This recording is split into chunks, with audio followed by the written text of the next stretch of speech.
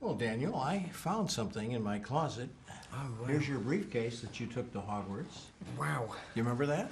Yeah, I do. I remember they gave these out on the first film press junket, didn't they? It still looks like new, doesn't it? It does, yeah. You haven't used it enough, clearly. No, I gotta use it more. Right? And I'm returning your wand, the Harry Potter wand. Wow. Yes, because we had ones like this on the first film. They were much sort of cleaner and sleeker. No, you're not going to zap me with that. I'm not, I promise you. I wouldn't hurt you, Jim. But you know, what I like, one of the many things I loved about Deathly Hallows is that you understand why wands are important. Yes. And they're used a lot more. You get into wand lore in the seventh films in a big way. It's actually, we found it very, very confusing actually on the set. So if I disarm him, I get the power over his wand. Is that right? And there was a lot of that going on. Yeah. But other than that, we were it's interesting because while you want to remain totally loyal and adhere totally to the structure of the books in terms of that kind of stuff, right. you know, in terms of the props and things, all of those things. You also don't want to get too bogged down in the rules of the books and things, but to the point where people who haven't read the books might just be going, oh, just get on with the story when you're watching the film. So you want to make them for both groups of people. In your opinion, is it important that Deathly Hallows is two parts, that we're seeing two different films? Definitely. I mean, ever since I read the book, I was kind of a big advocate of it to be two. I know you supported that. Yeah. Absolutely. I mean, I think it would have been pretty big mistake to try and do one because so much would have had to be cut. And I think a lot of the stuff that would have been cut was actually the stuff you see in this film, you know, which for me is the most interesting stuff in the movie, you know, with those character explorations and the shifting dynamics of the trio.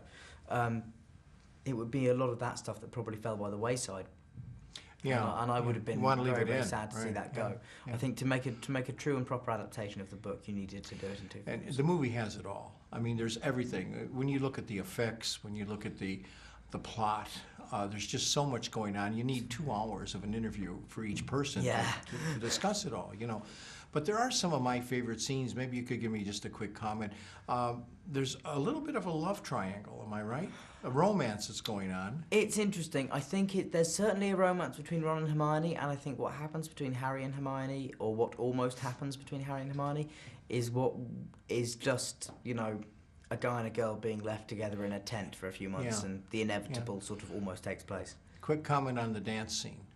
The dancing is is not me at my Gene Kelly finest, but I think hopefully by the time I get to Broadway next year, I'll I heard breaking the out some new TV moves. show Dancing with the Stars are going to recruit you already. Really? Did they? I haven't heard that from them.